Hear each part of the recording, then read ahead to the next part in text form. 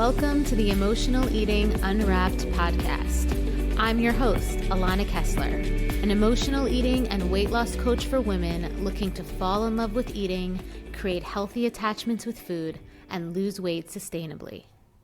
Hello and welcome to another new episode of Emotional Eating Unwrapped. I'm your host, Alana Kessler, and I'm excited to be here today. I feel like today's topic is something that's been coming up a lot in conversations that I'm having with my clients, with the students in the mentorship. And it's really about social eating, right?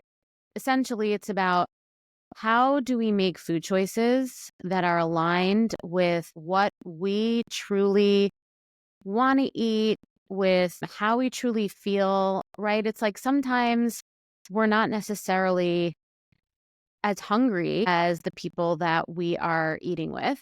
Sometimes we're more hungry than the people that are eating with, we're eating with, right? Sometimes the food that's there isn't necessarily what we want to eat, right? Sometimes you want to eat something different. So how do we navigate our independence, essentially, when eating can be such a codependent activity? Okay, so that's what we're going to be talking about today, because I find that this topic and this experience of eating with other people bring up so much stress, so much pressure, can be so triggering, especially for people that struggle with emotional eating, that struggle with maybe not such a strong connection to their intuition or such a strong connection to their hunger cues. Maybe, there's not this strong resolve of being so connected to your motivation for eating yet, and being able to say no, that this experience of eating with other people, really executing and asserting your individuality, your independence around eating and what food you're choosing to eat feels like a struggle. And that's why I wanted to talk about this today, because I really want to normalize this for you. I want to be able to give you some context, maybe reframe some of how you think about this. And hopefully you can walk away from today's episode feeling a little bit less stressed, a little bit less pressure, and a little bit more empowered around your right to either eat something different than someone else, not eat at all if you're not hungry, and just really be able to feel like eating is something that is an activity that you have complete control over. Okay, so, for years, like, I understand this because for years I always felt like I had to conform to what everyone else was eating, and sometimes I didn't even realize it was a conforming, right? Sometimes other people were eating and I just felt overcome by a craving, right? I felt overcome by a desire to eat the food, unrelated or disconnected to whether or not I was hungry or not. And before I knew it, I was kind of in a headspace where I had ate too much. I was in a spiral. I felt like maybe I had eaten something quote unquote bad. And it kind of put me into a position of being disconnected from myself and not present anymore to the eating experience with other people, because I was so in my head and anxious about the fact that now I feel disgusting in my body. It's not what I wanted. And I felt really out of control. Ultimately, the worst part of feeling pressure to eat when other people are kind of triggering that feeling for you, when social eating is triggering that feeling for you, is that we feel ultimately like when we quote unquote give in, we've lost control. Okay, so let's talk about the dynamics of, the social eating dynamics. And there are a few, right? It's not always about eating more. Sometimes, and this was kind of me in the beginning of my journey too, where when I was a sophomore in high school, a lot of my friends started dieting, I guess. They started having some interesting and unique ways of relating to food. Like, I remember I had a girlfriend of mine who in high school who would like rip the cheese off the pizza and like put ketchup on instead or something. So I started to notice, you start to notice how other people are eating, right? And as we get older, it's less about that and more about, you know, who's on what diet, right? Who's on Whole30, who's on Weight Watchers, who's counting points, who's doing a macro count, who's on paleo, right? There's all of these different diets that people are on.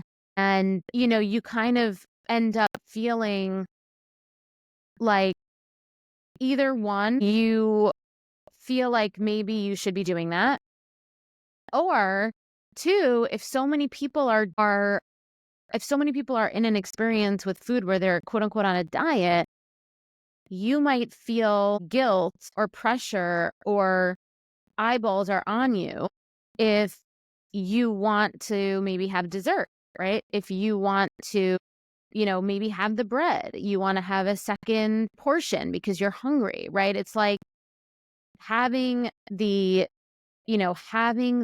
agency, the sovereignty to build resilience in your emotional relationship with food and make choices that are aligned with you and isn't led or influenced by other people. This is true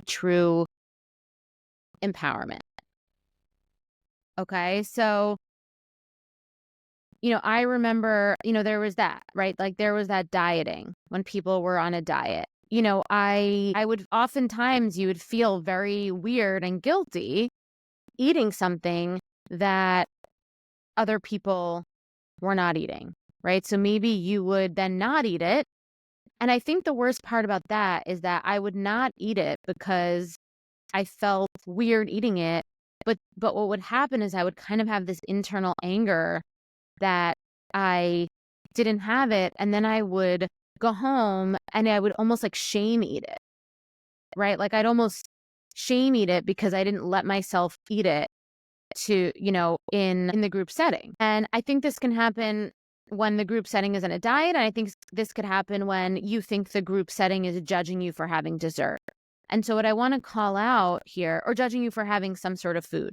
And so what I want to call out here is every time that we put our energy and attention on what we think the collective or a group, or maybe it's like one or two people are doing, and we abandon what we want to do for ourselves, that's aligned and connected to what's right for us, what's aligned with our hunger cues, what's aligned with the plan that we made for ourselves. Every time we do that, we abandon ourselves. And that's the reason why we emotionally eat or binge. It's not because the other person really was the one that made us feel bad about ourselves. It's really that we felt, you know, we didn't have the resilience and strength to stick to our guns because maybe we weren't strong in our conviction, right? And that's the real work. The real work is being so connected to your motivation, to your why for eating something, to your knowing that this is, that regardless of what anyone else is doing, eating this right now here is, you know, your right, you can, and also is good to do, right? Like you can. And, you know, there's nothing like, you know so clearly that this is right. This is right for you. Okay. And so that's the most important skill that we want to be able to build. Right. So how do we navigate the pressures and the comments or like the innuendo or the nonverbal energy that's around when we're eating with other people? How do we navigate the pressures, the internal pressures, and maybe even the overt pressures from other people? And maybe some obnoxious comments, right, that some people might give, right? Maybe some people are saying like, oh, are you really going to eat that? Or I wish I could eat like you, right? Maybe that people say, maybe you eat like a bird, right?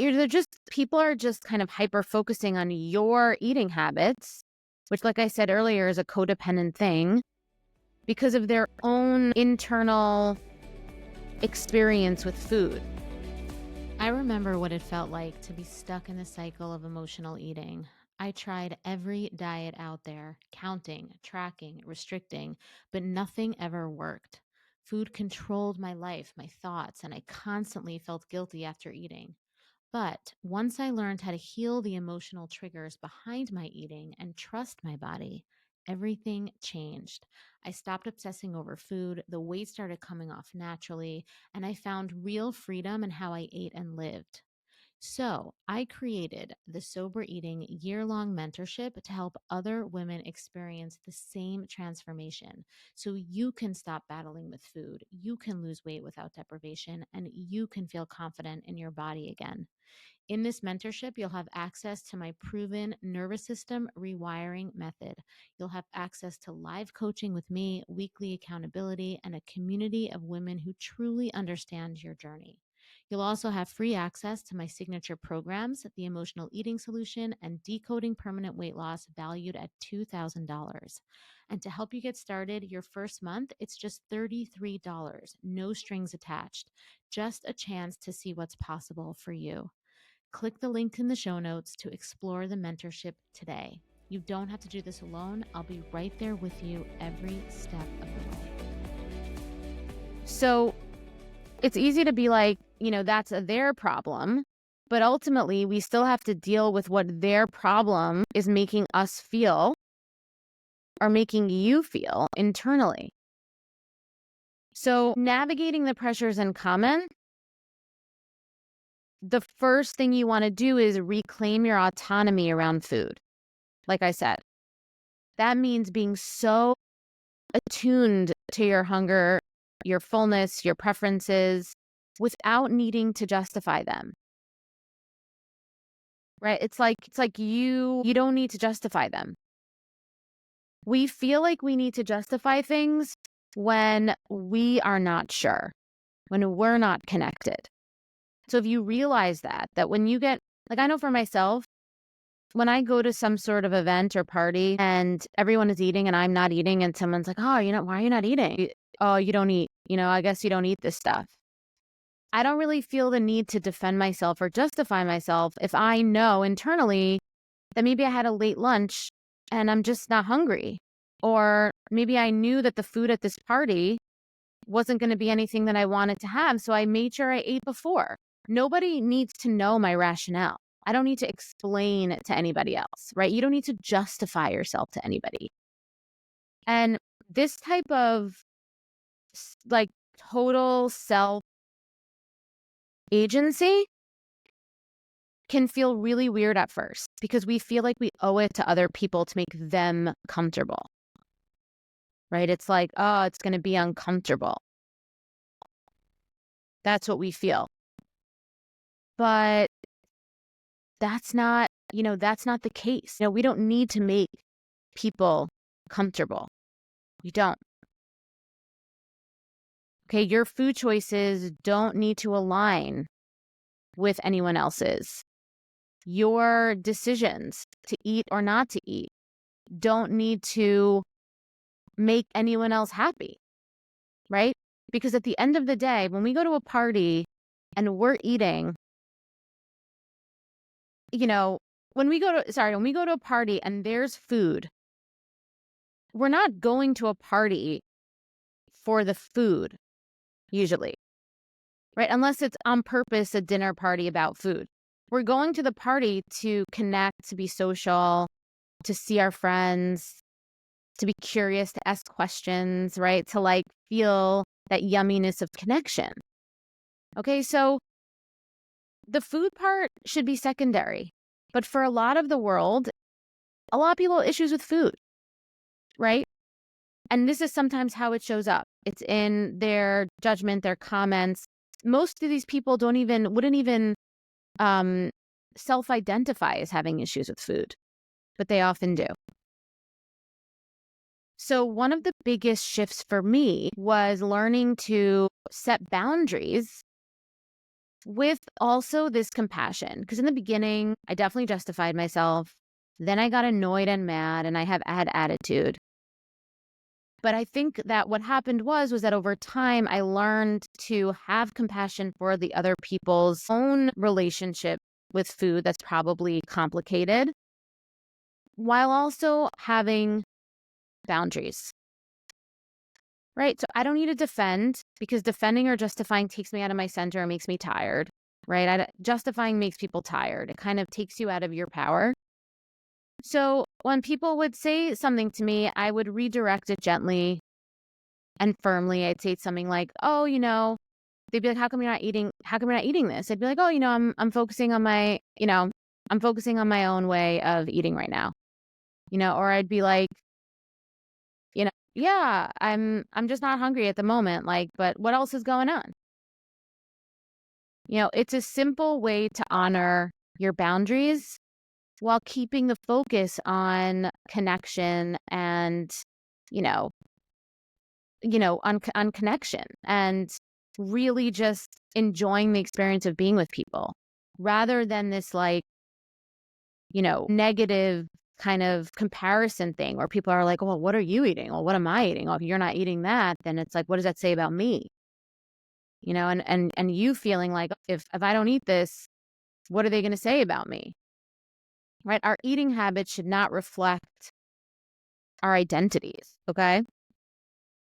And so something also that you can start to do is you could start to, if you know that you have friends that are either on a diet, it's going to be like put you in a weird position, or there are people in your life that aren't respecting these boundaries.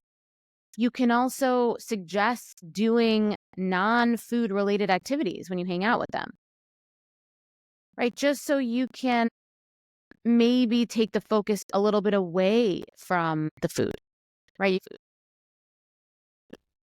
Okay. And that means that you don't need to create or sever ties with friends who have different approaches to food, right? You don't need to cut people off. You don't need to, do anything passive aggressive or be weird, right? But you can protect yourself around this, right? You don't need to put yourself in a position of food when you want to hang out with people. Now, that's when you have control, right? That's when you with your friends are deciding what to do. But what if it's a family event, or, if it's a holiday season, which we're in at the moment as I'm recording this, then the work is really being so connected to hunger cues, your motivations for eating, having your own plan, having your own eating strategy,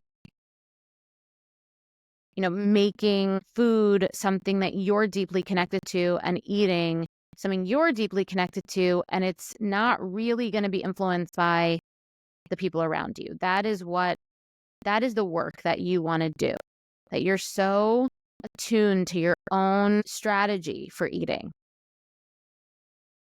that, you're not really going to be influenced, regardless of if it's a party or whatnot.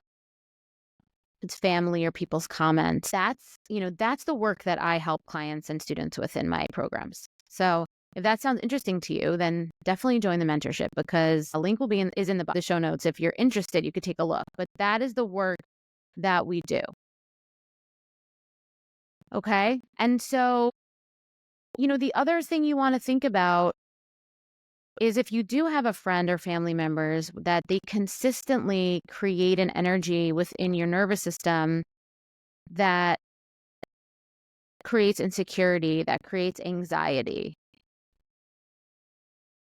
Like I said before, we don't want to cut people out of our lives, but if there are consistent people in your life that do trigger anxiety, insecurity, you might want to take a closer look at those relationships and see if maybe you're investing too much of your energy towards them.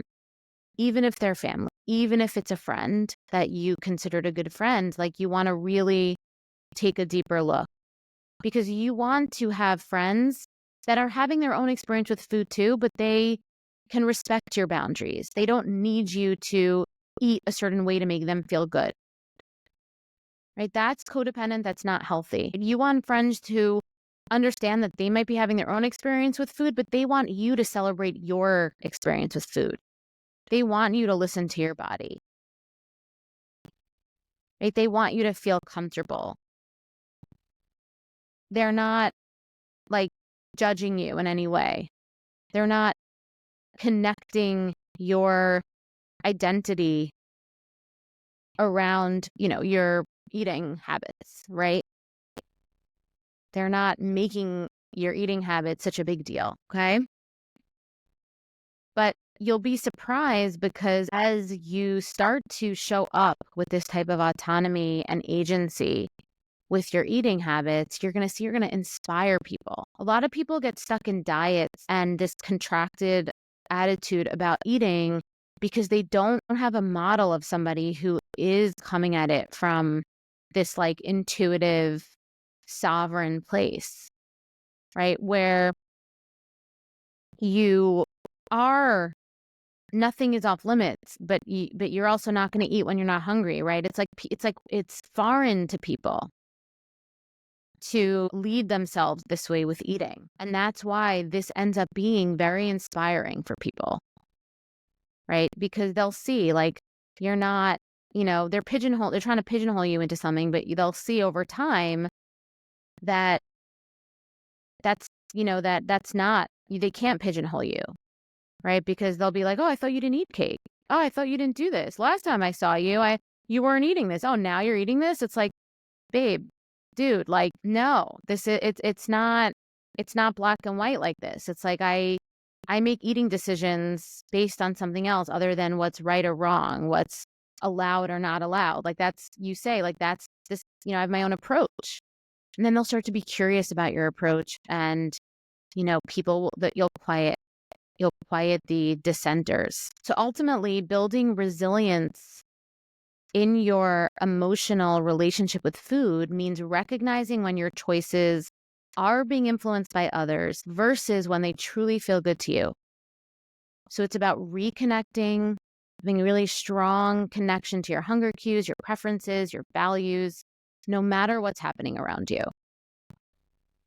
Because really, when I started focusing on what I wanted, what I needed, regardless of what anyone else was doing, regardless if it was a party, regardless if it was like, if I even went to have brunch with people, like I might have went to have brunch with people, got there and was like, I'm not hungry, regardless of it, right? Everything changed for me then. I no longer felt the need to explain. I no longer needed to match someone else's actions. I could enjoy a meal without guilt, right? I didn't feel like I had to follow a certain plan, right? I felt really, really in control, really, really free. And so by setting those boundaries, focusing on, meaningful connections rather than like hyper-focusing on, how and what everyone else is eating, you can feel like a lightness around eating, a lightness around your friendships. Right? And food doesn't need to really be the center. And the more you practice this, the more self-confidence you're going to feel, the more in control you're going to feel around eating, the more space and freedom you're also going to feel around eating. And you're going to feel good in your body when you're with other people, which is really important so that you could be present. Okay, so I hope you enjoyed today's episode. Thank you so much again for listening. Honestly, it's so amazing. We've been doing this podcast for over a year already, and it's really just makes me and my team so happy. Thank you so much if you're listening on Spotify, Apple. Please leave us a like, a review, rating, good rating. And if you're listening on YouTube, please like, subscribe, all those good things. So yeah, that's it for today. And until next time, I'm Alana, and thank you for listening to Emotional Eating Unwrapped.